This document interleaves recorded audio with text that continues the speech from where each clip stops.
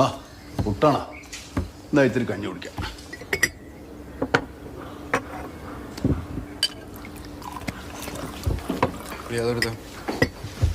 അതല്ല മുട്ടക്കറി.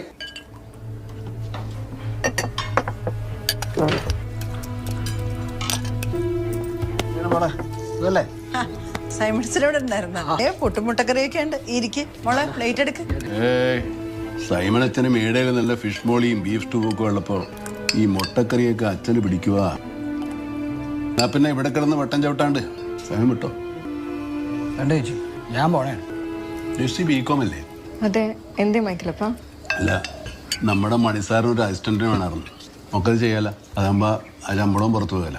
ഇവിടുത്തെ കണക്കും കാര്യങ്ങളും ഒക്കെ എല്ലാവർക്കും അറിയുകയും ചെയ്യാം. ഞാൻ എസ് പറഞ്ഞോട്ടെ? നിനക്കും വല്ല പ്രശ്നം ഉണ്ടടാ? എനിക്കെന്ത് പ്രശ്നം മൈക്കിളപ്പാ?